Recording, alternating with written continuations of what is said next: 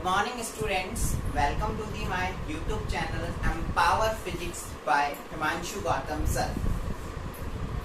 जैसा कि हमने लास्ट क्लास में पढ़ा था, लास्ट क्लास में मैंने आपको पढ़ाया था किसी भी वस्तु को किस प्रकार से हम आवेशित कर सकते हैं।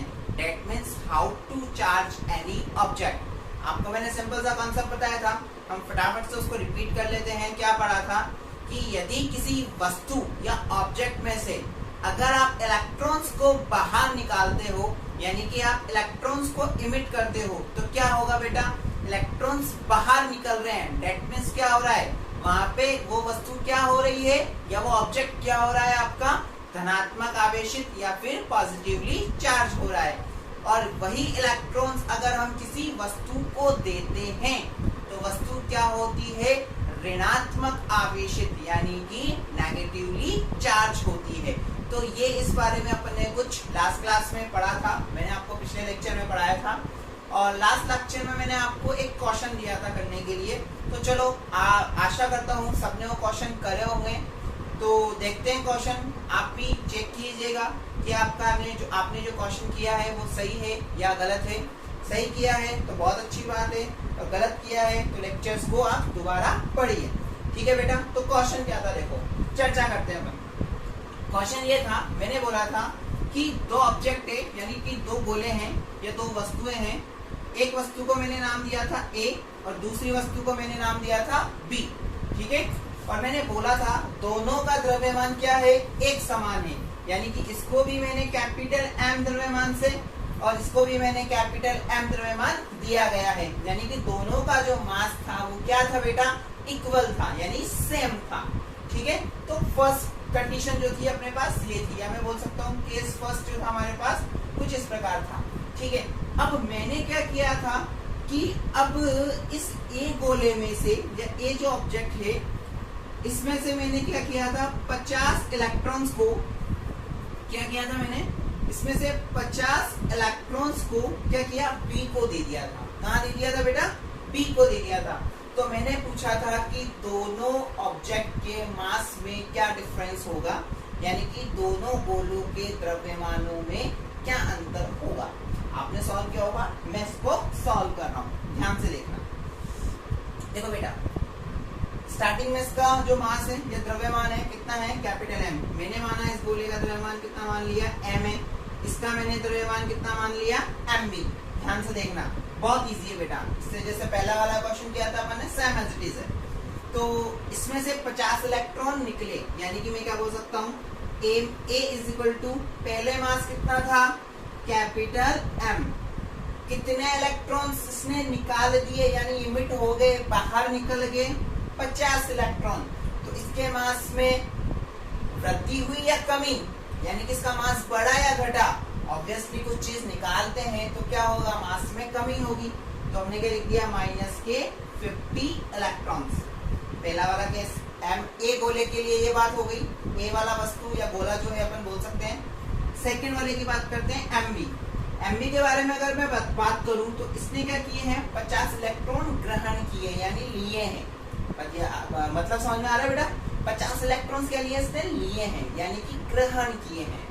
समझ आ रहा है, बहुत सिंपल सी बात है बेटा।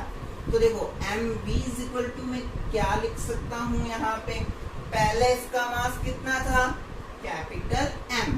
ओके, बहुत अच्छा सर, मजा आ गया, कैपिटल एम।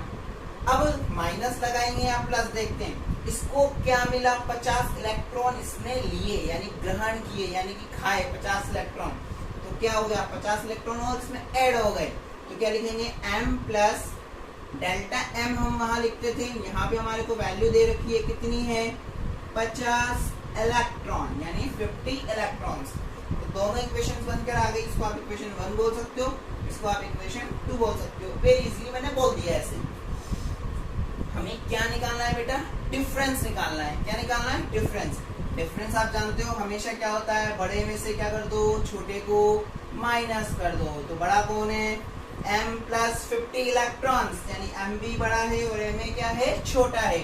तो एम बी से मैंने क्या किया, एम ए को माइनस कर दिया। तो एम बी की वैल्यू मैं यहाँ पुट कर रहा हूँ, कितनी हो जाएगी, कैपिटल एम प्लस 50 इलेक्ट्रॉन्स।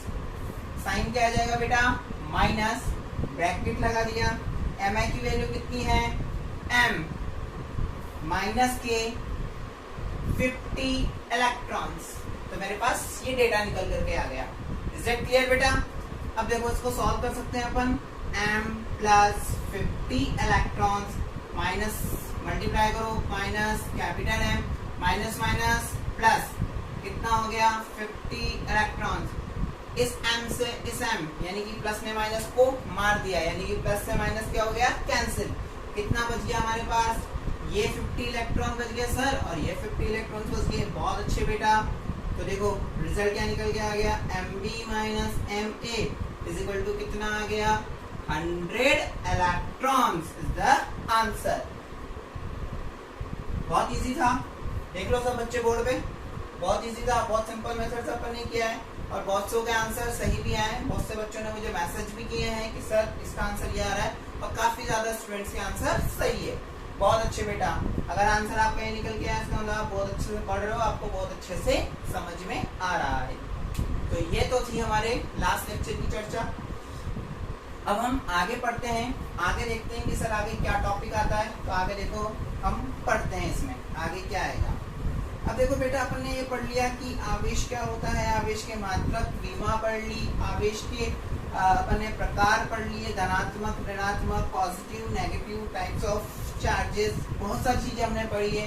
किसी भी ऑब्जेक्ट को चार्ज करना भी सीख लिया। अब जो हमारा आज का टॉपिक रहने वाला है वो और भी ज्यादा इंटरेस्टिंग है और बहुत ज्यादा मजेदार टॉपिक है। तो सब बच्चे बहुत ध्यान से बोर्ड पे देखिएगा, इसको समझिएगा, ठीक है। तो हमारा जो आज का टॉपिक है बेटा वो है आवेशन की विधियां। क्या है बेटा आज का टॉपिक, आवेशन की विधियां। बहुत सिंपल टॉपिक है, आप इसको इंग्लिश में बोल सकते हो मेथड्स ऑफ चार्जिंग। क्या बोल सकते हो बेटा, methods of charging. It means हमने ये तो सीख लिया, हमें तो पता चल गया कि हम किसी भी ऑब्जेक्ट को पॉजिटिवली और नेगेटिवली कैसे चार्ज कर सकते हैं, यानी कि किसी भी वस्तु को धनात्मक और ऋणात्मक कैसे आवेशित कर सकते हैं। ये हम सीख चुके हैं लास्ट लेक्चर में। लेकिन अब ये कैसे पता लगाएं कि कौन सी वस्तु पर धनात्मक आवेश आएगा और कौन सी वस्तु पर ऋणात्मक आवेश आएगा, और वो आवेश आएगा कैसे। सर कौन सी विधियां है, ये कौन सा मेथड है जिसके कारण हम किसी भी वस्तु को आवेशित कर सकते हैं। ओके बेटा, तो वो पढ़ेंगे हम आज के इस लेक्चर में। तो मेथड्स ऑफ चार्जिंग, तो हमारे सिलेबस में 3 मेथड दे रखे हैं। पहला मेथड आता है बेटा घर्षण। क्या आता है, घर्षण। इसको इंग्लिश में बोलते हैं अपन, सबको पता होगा, फ्रिक्शन। क्या बोलते हैं इसको अपन, फ्रिक्शन। सेकंड मेथड की मैं बात करूं, सेकंड मेथड आता है बेटा चालन। इसको इंग्लिश में बोला जाता है कंडक्शन। क्या बोला जाता है, कंडक्शन। और थर्ड मेथड की मैं बात करूं वो है आपका प्रेरण। क्या बात करता हूं मैं, प्रेरण। और प्रेरण को इंग्लिश में बोलते हैं अपन इंडक्शन। क्या बोलते हैं, इंडक्शन। जैसे ही मैंने इंडक्शन का नाम लिया आपके माइंड में एक चीज आई होगी, सर इंडक्शन नाम हमने कहीं ना कहीं सुना है। इंडक्शन नाम सुना है मेरा, आपने सब बच्चों ने सुना है। कहाँ पे, इंडक्शन चूल्हा आता है, वहीं सुना होगा। याद आ रहा है कुछ? तो सर क्या वो भी इसी मेथड पे होगा बेटा? चर्चा करेंगे जब इस टॉपिक को पढ़ेंगे क्या होता है और क्या नहीं, तब हमें ये चीज समझ में आएगी। तो सब बच्चे बहुत अच्छे से इस टॉपिक पे ध्यान देना। हम क्या पढ़ने वाले हैं, हमारा टॉपिक है आज का methods of charging. In 3 method से हम किसी भी ऑब्जेक्ट को चार्ज करने की कोशिश करेंगे, ट्राई करेंगे और देखेंगे क्या इन मेथड से हमारा जो ऑब्जेक्ट है या हमारी जो वस्तु है क्या वो चार्ज हो पाती है या नहीं। ओके बेटा, तो सबसे पहला हेडिंग में आज ले रहा हूँ वो है हमारा घर्षण। ठीक है, तो सब हेडिंग डाल लीजिएगा, घर्षण यानी कि फ्रिक्शन। बहुत अच्छा मेथड, और ये मेथड मैं आपको पढ़ा भी चुका हूँ। याद करो सब, मैंने अपने फर्स्ट लेक्चर में आपको ये मेथड पढ़ा दिया था। सोचो, थोड़ा सा सोचो, दिमाग में आएगा। घर्षण है या फिर आप बोल सकते हो इसको फ्रिक्शन। बहुत अच्छे बेटा, याद करो मैंने आपको फर्स्ट लेक्चर में पढ़ाया था आवेश, पढ़ाया था आवेश पढ़ाया था। तो याद होगा आपको, मैंने एक प्लास्टिक के स्केल और सूखे बाल वाले एक बालक का एग्जाम्पल दिया था। बहुत अच्छे से याद आ गया, बहुत बढ़िया बेटा। तो देखो क्या है, ये आपके पास एक प्लास्टिक का स्केल। ध्यान से देखना, मैं उसी से समझाने की कोशिश करता हूँ आपको। प्लास्टिक स्केल, और हमें हाँ भी जाएगा समझने, बहुत इजी मेथड है। ये हमने क्या लिया, एक प्लास्टिक का स्केल लिया। यहाँ पे एक वही है भैया, क्या नाम था इसका, चिंटू रखा था क्या अपन ने, ठीक है, चिंटू भैया है अपने पास। ये फिर से नहा धो करके आया और इसके बाल कैसे, एकदम सूखे बाल। वही एग्जांपल ले रहा हूँ बेटा, सूखे बाल, यानी आप क्या बोल सकते हो, ड्राई हेयर। और ये प्लास्टिक स्केल है। अब जब अपन इन दोनों के बीच में, याद करो अपन ने क्या किया था, इसको रगड़ा था, याद आ रहा है, क्या किया था, रगड़ा था। यानी कि मैं लिख रहा हूँ रगड़ने पर, रगड़ने पर, यानी कि रबिंग करने पर, इंग्लिश में इसको बोल देंगे रबिंग। यानी कि वही प्लास्टिक का स्केल है, जैसे कि मैं बोलूँ ये हमारे पास प्लास्टिक का स्केल है। चिंटू भैया है, नहा करके आए, अपन ने क्या किया, चिंटू भैया ने क्या किया, इस स्केल को क्या किया, अपने सूखे बालों से रब किया। क्या किया बेटा, रब किया। और रब करते ही यहाँ पर इंतजार कर रहा है उस स्केल का छोटे छोटे कागज के टुकड़े। बहुत बढ़िया, ठीक है बेटा। तो ये कागज के टुकड़े यहाँ पे रखें। जैसे ही आप स्केल को चिंटू भैया अपने सूखे बालों से रब करके या रगड़ करके जैसे ही इन कागज के टुकड़ों के पास लेकर आते हैं, तो हम क्या देखते हैं कि ये कागज के टुकड़े उस प्लास्टिक के स्केल से क्या हो जाते हैं, चिपक जाते हैं। क्या हो जाते हैं, चिपक जाते हैं। और यही मेथड और यही विधि बेटा क्या कहलाती है, हमारी घर्षण, फ्रिक्शन। अरे वाह सर, ये तो हमें पहले ही पढ़ा दिया था आपने, ये तो हमें पता था। तो बेटा यही तो बात है, मेथड आज पढ़ रहे हैं लेकिन आप नाम आज पढ़ रहे हो इसका, लेकिन ये मेथड आप ऑलरेडी पहले ही पढ़ चुके हो, क्योंकि मैं पढ़ा चुका हूँ आपको। तो देखो हुआ क्या, इन दोनों के बीच में अपन ने क्या किया, इसको रगड़ा, यानी फ्रिक्शन दिया। क्या दिया, फ्रिक्शन दिया। फॉर एग्जाम्पल देखो, अब फ्रिक्शन होता कैसे है उसके बारे में थोड़ी बहुत चर्चा करते हैं अपन। एग्जाम्पल समझ में आ गया बेटा, ये तो पुराना वाला एग्जाम्पल है। अब देखो फ्रिक्शन कैसे होगा मैं आपको ये बताता हूँ। इसको मैं रफ कर रहा हूँ बेटा, ठीक है।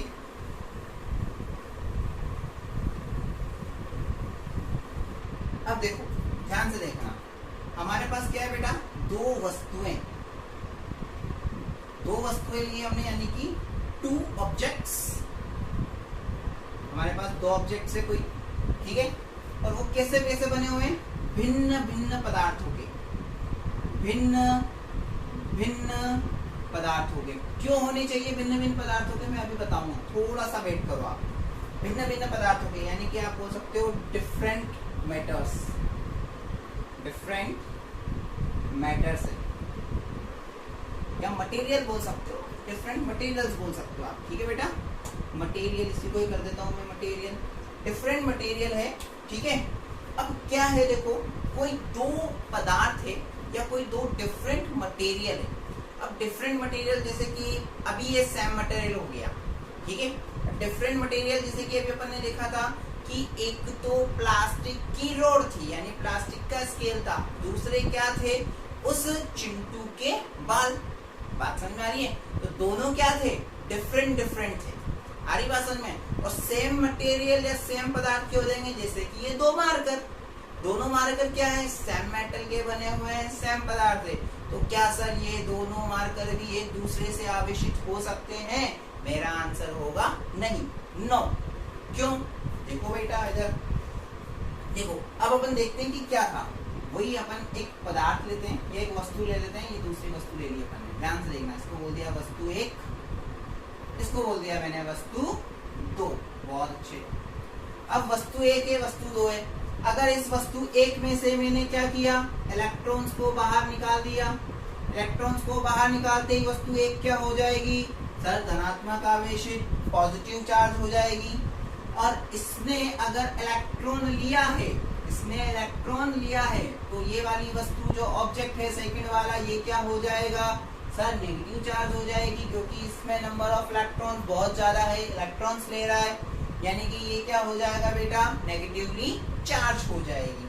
अब देखो इसको एक तरह से, ये अभी ध्यान रखना, क्योंकि मैं बताऊंगा कि ये क्या चीज है, मैंने क्यों लिखा है इधर, बहुत ध्यान से समझेंगे बस।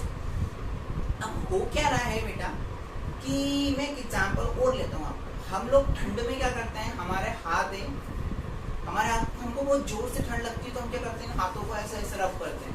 जैसे जैसे हम ऐसे ऐसे रब करते हैं तो हाथ हमारे क्या होते हैं, धीरे धीरे धीरे धीरे गर्म होने लगते हैं, यानी कि उष्मा आने लगती है। उष्मा कैसे आ रही है, क्योंकि हम क्या कर रहे हैं, इन दोनों को जैसे ही रगड़ रहे हैं तो रगड़ने के लिए अपन को क्या करना पड़ रहा है, कार्य करना पड़ रहा है, यानी कि अपन को क्या करना पड़ रहा है, वर्क करना पड़ रहा है। और जब भी हम कोई वर्क करते हैं या कोई भी कार्य करते हैं तो वो कार्य किस रूप में संचित होता है, सर ऊर्जा के रूप में संचित होता है, एनर्जी के रूप में कंजर्व होता है। और वो एनर्जी किस रूप में निकलती है, उष्मा के रूप में, हीट के रूप में। जब भी तो हमें क्या लगते हैं, हमारे हाथ गरम गरम लगते हैं। आ रही है बात समझ में?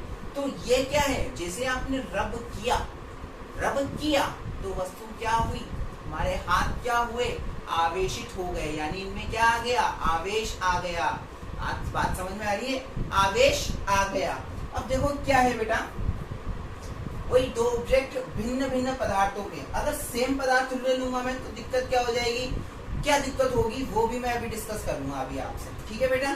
तो अब देखो अपन बात कर रहे हैं कि घर्षण की सिंपल डेफिनेशन में बताता हूँ आपको क्या होता है, कि जब दो भिन्न भिन्न पदार्थों को आपस में रगड़ा जाता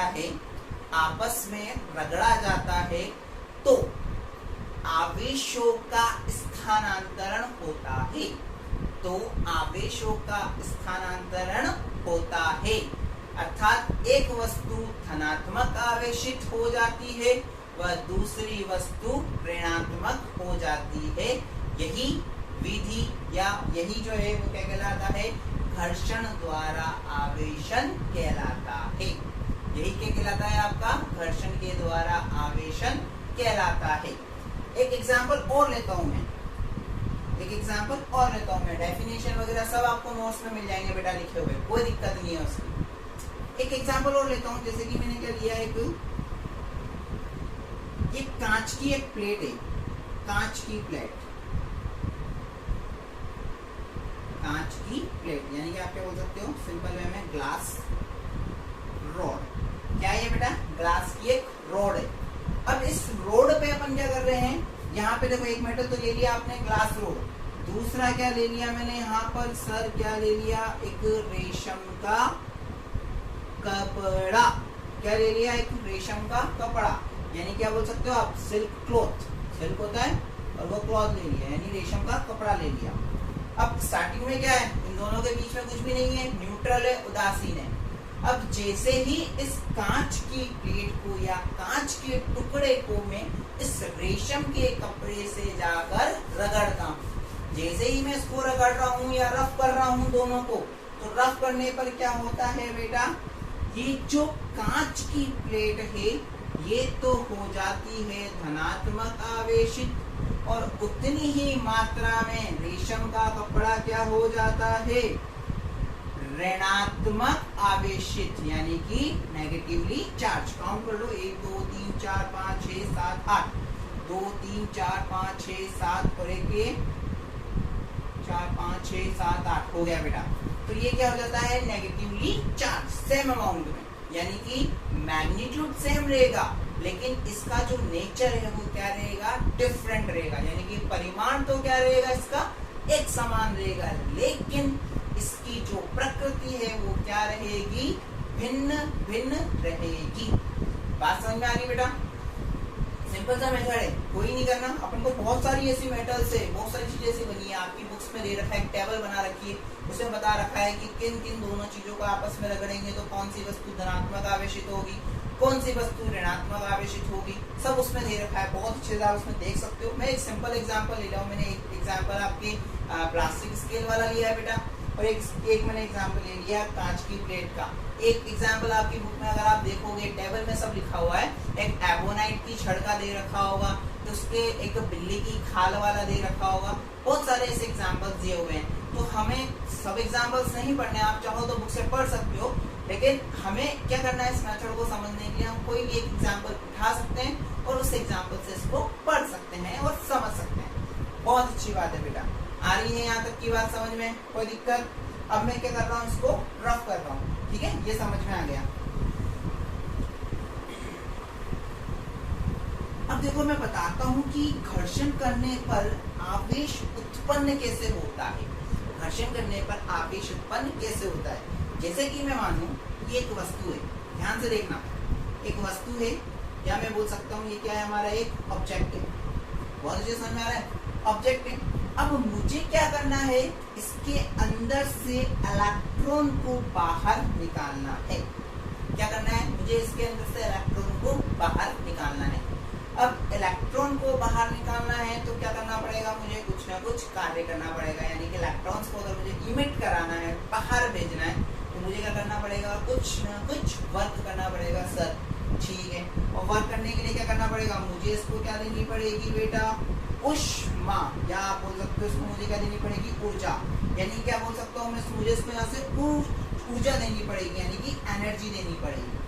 बात समझ में आ रही है, क्या देनी पड़ेगी, एनर्जी। जब भी मैं किसी वस्तु को एनर्जी दूंगा, क्या दूंगा, एनर्जी यानी कि ऊर्जा दूंगा, तो उस एनर्जी को लेकर के वो वस्तु से क्या होने लगेंगे, इलेक्ट्रॉन्स बाहर निकलने लगेंगे। क्या होने लगेंगे, इलेक्ट्रॉन्स बाहर निकलने लगेंगे। जैसे ही किसी वस्तु से इलेक्ट्रॉन्स बाहर निकल रहे हैं और कोई दूसरी वस्तु उस इलेक्ट्रॉन्स को ग्रहण कर रही है, यानी कि कोई एक ऑब्जेक्ट है वो इलेक्ट्रॉन को इमिट कर रहा है और दूसरा उन इलेक्ट्रॉन्स को ले रहा है, तो जो ऑब्जेक्ट या जो वस्तु इलेक्ट्रॉन को बाहर निकाल रही है वो तो क्या हो जाएगी, धनात्मक आवेशित। और जो ऑब्जेक्ट और जो वस्तु है उस इलेक्ट्रॉन्स को ले रही है, ग्रहण कर रही है, वो क्या हो जाएगी बेटा, ऋणात्मक आवेशित, नेगेटिवली चार्ज। बहुत अच्छे, ये हम पढ़ चुके हैं।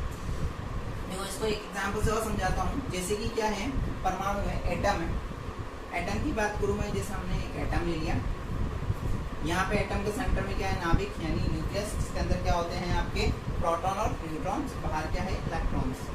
तो अभी ये दोनों क्या है बेटा, ये दोनों क्या होते हैं, एक नाभिकीय आकर्षण यानी कि न्यूक्लियस अट्रैक्शन के द्वारा एक दूसरे से क्या होते हैं, बंधित होते हैं, या फिर बोल सकता हूँ जुड़े होते हैं। अभी ये ना इधर जा रहा है, ये ना इधर जा रहा है, लेकिन अगर मुझे इस इलेक्ट्रॉन को परमाणु यानी एटम से अगर बाहर निकालना है तो मुझे क्या करना पड़ेगा, इसको सर कुछ नहीं करना पड़े, ऊर्जा दे दो। बचपन में पढ़ा होगा, अगर भी आप बाह्यतम कोश में या फिर कहीं भी ऊर्जा देते हो तो इलेक्ट्रॉन क्या करता है, अपनी मूल अवस्था को छोड़ के कहाँ चला जाता है, एक्साइटेड कंडीशन में, यानी कि अपनी इनिशियल पोजीशन को छोड़ के कहाँ चला जाता है, एक्साइटेशन कंडीशन में, यानी कि एक्साइटेड हो जाता है और उसके ऊपर वाली स्टेज पे चला जाता है। और जब एनर्जी वापस खत्म हो जाती है तो वापस वो क्या होता है, अपनी नीचे वाली यानी कि जहाँ पे वो था वहीं पर वापस आ जाता है। ठीक है, तो इलेक्ट्रॉन्स को क्या करना है, इलेक्ट्रॉन्स को आप क्या दोगे, एनर्जी दोगे, ऊर्जा दोगे, तो क्या होगा, इलेक्ट्रॉन्स बाहर निकल जाएंगे। बात समझ में आ रही है बेटा, क्या होंगे, इलेक्ट्रॉन्स बाहर निकल जाएंगे। तो इलेक्ट्रॉन्स को बाहर निकालने के लिए क्या देनी पड़ेगी, आपको ऊर्जा देनी पड़ेगी। यानी कि यहाँ से हमारे अगर दिमाग में एक बात आ रही है और बहुत अच्छी बात, एक कंक्लूजन निकल के आ रहा है कि सर जब भी मुझे किसी वस्तु को आवेशित करना है बाय द फ्रिक्शन यानी घर्षण के द्वारा, तो मुझे क्या करना पड़ेगा, ये फिक्स हो गया कि कुछ न कुछ कार्य करना पड़ेगा। और वो कार्य क्या है, यहाँ पर रगड़ने का, रबिंग करने का। जैसे ही मैं उसको रब करूंगा सर, क्या होगा, वस्तु में आवेश आएगा और हो सकता है या वस्तु चार्ज होगी या हो सकता है वो चार्ज कभी हीट के रूप में निकल कर आए या कभी आवेशित अगर हो रहा है, डिफरेंट है आपके पास, जैसे कि कांच का टुकड़ा, रेशम का कपड़ा, कांच का टुकड़ा, रेशम का कपड़ा, क्या हो रहा है, इस पर धनात्मक, मिटा दिया शायद मैंने, उस पर धनात्मक आवेशित था, एक पर ऋणात्मक आवेश था, दोनों पे क्या हो गया, आवेश उत्पन्न हो गया, तो दोनों एक दूसरे को क्या करेंगे, आकर्षित करेंगे। बात समझ में आ गई बेटा, बहुत अच्छे से, चलो ठीक है बेटा, ठीक है बच्चों, बात समझ में आ गई यहाँ तक की। चलो अब आगे हम देखते हैं इसकी विशेषताएं, यानी इसकी प्रॉपर्टीज क्या हो सकती है। बहुत इंपॉर्टेंट प्रॉपर्टीज है बेटा इसकी, और बहुत समझ में आ जाएगी, बहुत इजी भी है और बहुत इंपॉर्टेंट भी है कि कहाँ से कैसे कोई सी चीज, एक एक प्रॉपर्टी आपको बहुत अच्छे से समझ में आएगी। तो ध्यान से सब बच्चे बोर्ड पे देखिएगा, ठीक है। तो अपन घर्षण की विशेषताएं पढ़ते हैं कि विशेषताएं क्या क्या हो सकती है, ठीक है। तो हेडिंग डाल रहा हूं मैं, विशेषताएं, या मैं क्या बोल सकता हूं इसकी, प्रॉपर्टीज। पहली प्रॉपर्टीज में लिख रहा हूँ, ये पहली विशेषता में लिख रहा हूँ कि दोनों पदार्थ भिन्न भिन्न या दोनों वस्तुएं भिन्न भिन्न पदार्थ की बनी होनी चाहिए। पहले लिख रहा हूं मैं, दोनों वस्तुएं भिन्न भिन्न पदार्थों की बनी होनी चाहिए। यानी कि आप क्या बोल सकते हो, both objects are in different material। यानी कि both object जो है वो कैसे होने चाहिए, both object कैसे होने चाहिए बेटा, डिफरेंट मटेरियल के होने चाहिए। सर बहुत अच्छी बात है बेटा, ये मैंने बता दिया आपको क्यों होने चाहिए, एक बार फिर मैं अभी आपको बता दूंगा। सेकंड चीज, दोनों वस्तुएं या दोनों वस्तुओं का परिमाण क्या होना चाहिए बेटा, एक समान। परिमाण कैसा होना चाहिए, समान। यानी कि क्या लिख सकते हैं अपन, परिमाण होना चाहिए समान, और प्रकृति जो होनी चाहिए वो होनी चाहिए बेटा कैसी, विपरीत। कैसी होनी चाहिए, विपरीत। यानी कि मैं क्या बोल सकता हूं, मैग्नीट्यूड ऑफ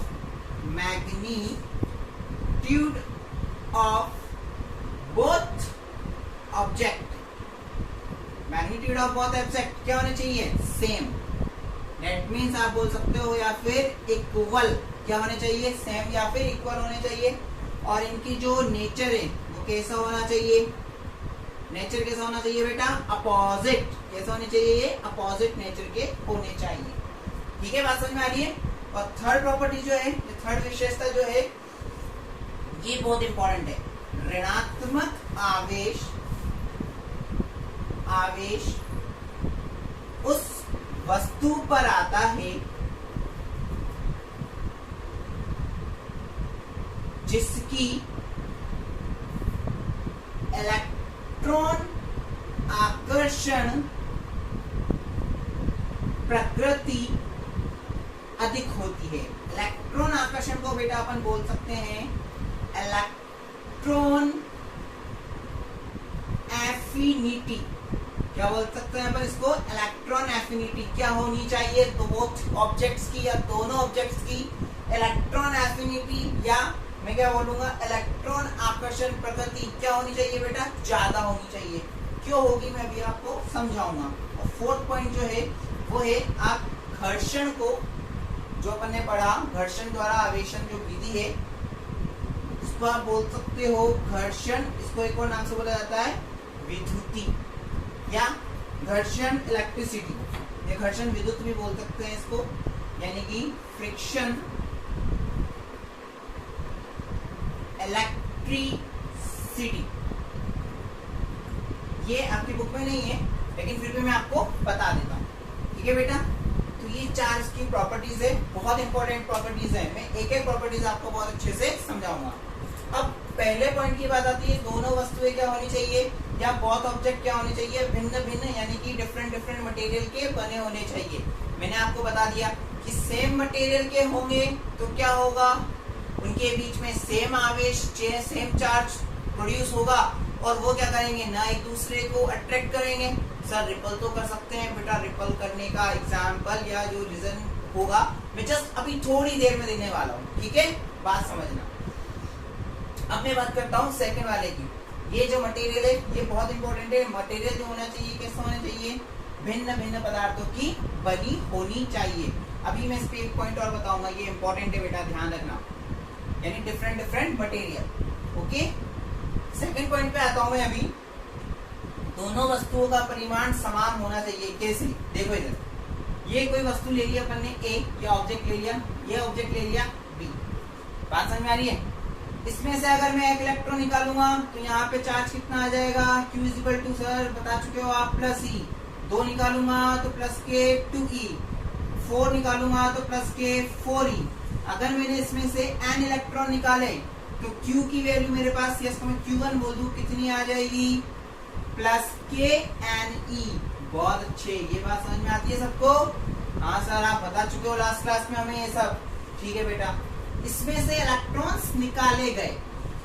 अब बी क्या कर रहा है? इलेक्ट्रॉन्स को ग्रहण कर रहा है। इसमें से इमिट हुए ए में से, बी क्या कर रहा है? इसको एब्जॉर्ब कर रहा है। एब्जॉर्ब नहीं बोलूं, क्या कर रहा है? ले रहा है, यानी कि ग्रहण कर रहा है। अगर बी इलेक्ट्रॉन ग्रहण कर रहा है, एक इलेक्ट्रॉन ग्रहण किया, लिया, तो क्या बोलोगे? माइनस के ई। दो किए, क्या बोलोगे? माइनस के 2e। 4 किए तो Q is equal to minus के 4e। अगर n इलेक्ट्रॉन ग्रहण किए तो Q2 इज इक्वल टू क्या आ जाएगा? माइनस के ne। बात समझ में आ रही है? तो देखो, इसका परिमाण और इसका परिमाण, मैग्नीट्यूड की बात कर रहा हूं मैं, दोनों के मैग्नीट्यूड सेम है, ne, लेकिन इनका जो नेचर है, इनकी जो प्रकृति है, वो कैसी है बेटा? डिफरेंट है। यानी कि जो मैंने सेकंड पॉइंट दिखाया है वो क्या है सर? बिल्कुल करेक्ट है सर। दोनों लाइनें समझ में आ रही है। परिमाण जो होगा वो हमेशा क्या होगा? घर्षण के कारण दोनों वस्तुओं पे, यानी दोनों ऑब्जेक्ट पे फ्रिक्शन के कारण जो मैग्नीट्यूड आएगा वो क्या आएगा? एक समान आएगा, यानी इक्वल आएगा। बहुत अच्छा। लेकिन इक्वल आने के साथ साथ इनकी जो नेचर होगा या इनकी जो प्रकृति होगी सर, वो डिफरेंट होगी। यानी एक पॉजिटिव होगा तो दूसरे को क्या होना पड़ेगा बेटा? नेगेटिव होना पड़ेगा। बात समझ में आ रही है? अगर एक पॉजिटिव होगा तो दूसरा क्या होगा? अपने आप नेगेटिव हो जाएगा। बहुत अच्छे सर, सेकंड वाला पॉइंट बहुत अच्छे से समझ में आ गया। थर्ड वाले पॉइंट की बात करते हैं बेटा अपन। थर्ड वाला पॉइंट देखो क्या बोल रहा है? ऋणात्मक आवेश उस वस्तु पर आता है जिसकी इलेक्ट्रॉन आकर्षण प्रकृति क्या होगी? ज्यादा होगी। यानी कि वो वस्तु ज्यादा, या वो ऑब्जेक्ट जो है वो नेगेटिवली चार्ज होगा जिसकी इलेक्ट्रॉन एफिनिटी क्या होगी? ज्यादा होगी। सर, इलेक्ट्रॉन एफिनिटी, इलेक्ट्रॉन आकर्षण की प्रकृति क्या होती है ये बताओ। बिल्कुल पहले ये समझ में आना चाहिए, जब इस बात का मतलब समझ में आएगा। जैसे कि मैं बात करूं, ये दो ऑब्जेक्ट है या ये दो वस्तुएं हैं, ध्यान से सुनना। ये दो वस्तुएं हैं, इसमें और इसमें, दोनों में क्या दी मैंने? ऊष्मा दी। दोनों में क्या दी? ऊष्मा नहीं बोलूंगा, ऊर्जा बोलूंगा। दोनों को क्या कह रहा हूं मैं? ऊर्जा दे रहा हूं। जैसे ही मैं दोनों को ऊर्जा दे रहा हूं, ऊर्जा देते ही दोनों के अंदर इलेक्ट्रॉन क्या होंगे? लूज होंगे, यानी इलेक्ट्रॉन ढीले पड़ेंगे। ऊर्जा देते क्या होंगे? इलेक्ट्रॉन बाहर निकलने की कोशिश करेंगे। दोनों में से अगर इलेक्ट्रॉन बाहर निकलने की कोशिश कर रहे हैं तो वो ऑब्जेक्ट या वो वस्तु ऋणात्मक आवेशित या नेगेटिवली चार्ज होगी, जिसकी इलेक्ट्रॉन आकर्षण, यानी कि जिसकी इन दोनों में से जिसकी दूसरे वाली वस्तु या दूसरे ऑब्जेक्ट की वस्तु या दूसरे ऑब्जेक्ट के इलेक्ट्रॉन को आकर्षित करने की क्षमता क्या होगी? ज्यादा होगी। वो ऑब्जेक्ट क्या होगा? आपका नेगेटिवली चार्ज होगा। फॉर एग्जाम्पल समझो, यहां पे समझना, ये ऑब्जेक्ट है आपका ए, ये ऑब्जेक्ट है बी, यानी एक वस्तु है ए, एक वस्तु है बी। दोनों को क्या किया मैंने सर? दोनों को मैंने क्या कर दिया? ऊर्जा दे दी। जैसे ही मैं दोनों को ऊर्जा दूंगा तो दोनों को ऊर्जा देते ही क्या कोशिश करेंगे? दोनों के इलेक्ट्रॉन ढीले पड़ेंगे। क्योंकि हमें एक चीज पता है, जब भी किसी वस्तु या ऑब्जेक्ट को एनर्जी यानी ऊर्जा दी जाती है तो वो क्या करते हैं? इलेक्ट्रॉन का उत्सर्जन करते हैं। हम आगे जाके पढ़ेंगे, ये फिजिक्स पार्ट 2 में जो आएगा हमारा, उसमें आप पढ़ोगे ये कि इलेक्ट्रॉन इमिट के होते हैं। बट अभी ये याद रखो कि जब भी किसी वस्तु को या जब भी किसी ऑब्जेक्ट को एनर्जी या ऊर्जा दी जाती है तो वो क्या करते हैं? इलेक्ट्रॉन को क्या करते हैं? इमिट करते हैं या इलेक्ट्रॉन उत्सर्जित करते हैं। तो मैंने भी क्या किया? इन दोनों ऑब्जेक्ट को क्या दिया बेटा? जैसे ही ऊर्जा दी, जैसे ही मैंने ऊर्जा दी तो ऊर्जा देने के साथ ही क्या होगा? इलेक्ट्रॉन ढीले पड़ेंगे। अब ढीले पड़ गए इलेक्ट्रॉन, ढीले पड़ते ही एक इलेक्ट्रॉन ये है, एक इलेक्ट्रॉन ये है, दोनों के पास इलेक्ट्रॉन है। अब इन दोनों वस्तुओं में, दोनों वस्तुएं बेटा किसकी? अलग अलग पदार्थ की बनी हुई है।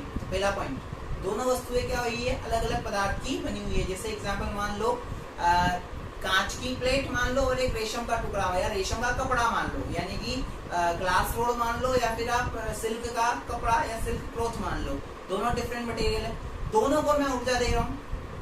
ऊर्जा देते ही क्या हो रहा है, इलेक्ट्रॉन बाहर निकल रहे हैं। जैसे ही इलेक्ट्रॉन बाहर निकल रहे हैं, अब उन दोनों में से जिसकी इलेक्ट्रॉन को आकर्षित करने की क्षमता या प्रकृति, जिसको अपन इंग्लिश में बोलेंगे इलेक्ट्रॉन एफिनिटी, क्या बोलेंगे, इलेक्ट्रॉन एफिनिटी ज्यादा होगी। जैसे कि मैं बोलूं कि रेशम का कपड़ा क्या हुआ था, नेगेटिवली चार्ज हुआ था, रेशम का कपड़ा नेगेटिवली चार्ज हुआ था, दैट मींस कांच की प्लेट से ज्यादा इलेक्ट्रॉन को आकर्षित करने की क्षमता किसके अंदर थी, रेशम के कपड़े के अंदर। तो उसने क्या किया कि जो पॉजिटिव चार्ज यानी कांच की प्लेट थी, उसमें से भी जितने इलेक्ट्रॉन थे उसको क्या कर लिया, अपनी ओर तेजी से आकर्षित कर लिया। और तेजी से आकर्षित करते ही रेशम का कपड़ा क्या हो गया, नेगेटिवली चार्ज हो गया। क्या हो गया, नेगेटिवली चार्ज यानी ऋणात्मक आवेशित। और उस कांच की प्लेट में से माना कि 10 इलेक्ट्रॉन यानी 10 इलेक्ट्रॉन्स बाहर निकले और 10 इलेक्ट्रॉन्स रेशम के कपड़े ने ले लिए, तो वहां पर क्या हो गया, वो कांच का टुकड़ा या कांच की प्लेट धनात्मक आवेशित यानी पॉजिटिवली चार्ज। और कितने इलेक्ट्रॉन्स है उस पे, कितने पॉजिटिव चार्ज है, 10 इलेक्ट्रॉन निकले। और रेशम के कपड़े ने क्या किया, उन 10 इलेक्ट्रॉन को ग्रहण किया। बात समझ में आ रही है, उन 10 इलेक्ट्रॉन्स को ग्रहण किया तो क्या हो गया, उसमें 10 इलेक्ट्रॉन्स बढ़ गए, तो क्या हो गई, वो नेगेटिवली चार्ज। उस पर क्या आ गए, 10 ऋणात्मक आवेश उपस्थित हो गए। तो क्या हुआ, दोनों को, और प्रोसेस क्या हुआ, दोनों को क्या करना पड़ेगा, रगड़ना पड़ेगा। रगड़ने के लिए क्या करना पड़ेगा, कार्य करना पड़ेगा। और कार्य करना पड़ेगा तो क्या होगा, उसमें से ऊर्जा निकलेगी। बात समझ में आ रही है, बहुत इजी मेथड है, ठीक है। तो देखो अब कांच का टुकड़ा क्या हो गया, धनात्मक आवेशित हो गया, और रेशम का कपड़ा क्या हो गया, ऋणात्मक आवेशित हो गया। दोनों वस्तुएं क्या हो चुकी है, घर्षण के कारण आवेशित हो चुकी है। अब मैं वापस से आ रहा हूँ इस पहले वाले पॉइंट पे, भिन्न भिन्न क्यों होने चाहिए। मैं भिन्न भिन्न नहीं ले रहा बेटा, मैं अभी समान लेने की कोशिश कर रहा हूँ, ठीक है। तुम्हारे लिए एग्जाम्पल ले रहा हूँ, समान लेता हूँ। ये दोनों ऑब्जेक्ट क्या है, दोनों वस्तुएं क्या है, समान है, दोनों मार्कर है। दोनों को मैंने क्या दी, ऊर्जा दी, यानी रगड़ा। इनको मैंने बहुत देर तक रगड़ लिया। अब जैसे ही मैं इसको रगड़ने के बाद किसी कागज के टुकड़े के पास लेकर जाऊंगा तो मैं देखता हूँ क्या, कागज का टुकड़ा इसकी ओर आकर्षित नहीं होता है, कुछ भी नहीं होता है, क्योंकि ये वस्तु आवेशित नहीं है। क्यों आवेशित नहीं है सर, क्यों नहीं है, रीजन सुनो। जब मैंने इसको रगड़ा तो दोनों में से क्या हुई, ऊर्जा निकली। ऊर्जा आने के कारण इलेक्ट्रॉन क्या होंगे, निकलने की कोशिश। दोनों के इलेक्ट्रॉन ढीले पड़े, लूज पड़े। जैसे ही दोनों के इलेक्ट्रॉन लूज पड़े या निकलने की कोशिश करी, पर दोनों पर क्या है, दोनों समान धातु है, तो इसके इलेक्ट्रॉन और इसके इलेक्ट्रॉन दोनों की इलेक्ट्रॉन एफिनिटी क्या होगी, समान होगी। तो ना इलेक्ट्रॉन इससे इधर जा पाएंगे, ना इससे इलेक्ट्रॉन इधर आ पाएंगे। तो वस्तु के ऊपर ना तो धनात्मक आवेशित होगा, यानी ना तो वस्तु या ऑब्जेक्ट है वो पॉजिटिवली चार्ज होगा, और ना ही वस्तु या ऑब्जेक्ट जो है वो नेगेटिवली चार्ज होगा, यानी कि वस्तु आवेशित नहीं होगी, यानी कि हमारा ऑब्जेक्ट जो है वो चार्ज नहीं होगा यदि हम सेम ऑब्जेक्ट या सेम पदार्थ लेते हैं। तो आगे बात समझे बेटा। तो पहला पॉइंट भी मुझे लगता है बहुत अच्छे से क्लियर हो गया होगा सर, बहुत अच्छे से हो गया। और लास्ट थर्ड पॉइंट भी हो गया। और फोर्थ पॉइंट तो बेचारा कुछ कहता ही नहीं है। इस घर्षण के मेथड को एक नाम से और बोला जाता है, जो है घर्षण विद्युत या विद्युत बोल सकते हो, इसको इंग्लिश में बोलते हैं फ्रिक्शन इलेक्ट्रिसिटी। आगे बात समझे। तो बेटा ये क्या हो गई, आपकी घर्षण की विशेषताएं हो गई कि क्या इसकी प्रॉपर्टीज हो सकती है।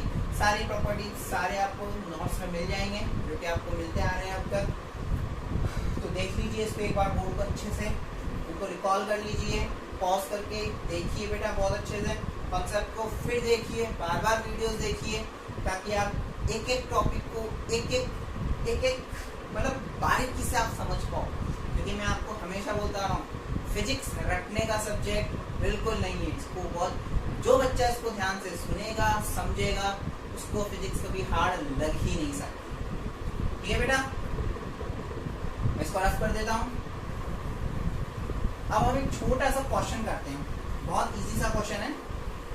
और मेरे क्वेश्चन देते ही सब लोग यूं ही के वेट कर लो कि नहीं सर बता रहे हैं आंसर। सब लोग वीडियो को पॉज करके उसका आंसर के लिए निकालने की कोशिश करना, ठीक है? तभी मजा आएगा बेटा पढ़ने का, तो कि आप कितना सीख पा रहे हो। अगर आप रिजल्ट आंसर निकाल रहे हो तो, अगर आपसे आंसर नहीं निकल रहा है मतलब आप नहीं सीख पा रहे हो उसको, और नहीं सीख पाने का बात रीज़न क्या है वो मुझे नहीं पता है, तो आप वीडियो अच्छे से नहीं देख रहे हो, ध्यान से नहीं देख रहे हो। वीडियो को बहुत ध्यान से देखिए बेटा, एक बार नहीं, 2 बार देखो, 2 बार नहीं, 3 बार देखो, बहुत टाइम है अभी हमारे पास। डोंट वेस्ट टाइम, हम हमारा टाइम वेस्ट नहीं करेंगे सर, और वीडियोस को बहुत अच्छे से देखेंगे और बहुत अच्छे से हम फिजिक्स को पढ़ेंगे। क्वेश्चन क्या है, ध्यान से सुनिएगा बेटा। क्वेश्चन है कि ऑब्जेक्ट मान लो, मैंने मान लिया एक ऑब्जेक्ट है ए, इसको बोल दिया बी, इसको बोल दिया सी, ठीक है? 3 ऑब्जेक्ट है, 3 वस्तुएं हैं। सबसे पहले मैंने क्या किया, ए एंड बी को रगड़ा, इनको रगड़ दिया, यानी कि रगड़ने पर, इनको रगड़ने पर, यानी मैंने क्या करा, इनको रबिंग किया। रब करने पर मैं देखता हूँ कि ए जो है वो क्या होता है बेटा, पॉजिटिव चार्ज आ जाता है ए के ऊपर, और बी के ऊपर क्या आ जाता है, नेगेटिव चार्ज आ जाता है। बहुत अच्छी बात है सर, ये कैसे पता बेटा, क्वेश्चन में दिया है। इन दोनों को जब रगड़ा, रबिंग किया, ए पर आ गया पॉजिटिव चार्ज, बी पर आ गया नेगेटिव चार्ज। बहुत अच्छे।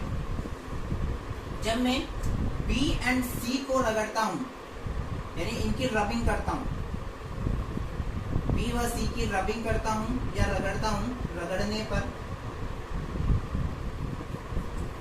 बी हो जाता है बेटा आपका पॉजिटिवली चार्ज, यानी कि धनात्मक आवेशित, और सी हो जाता है आपका नेगेटिवली चार्ज, यानी कि ऋणात्मक आवेशित। तो क्वेश्चन क्या है, आप देखना कि अगर ए व सी, ए एंड सी को आपस में रगड़ा जाए, रगड़ने पर,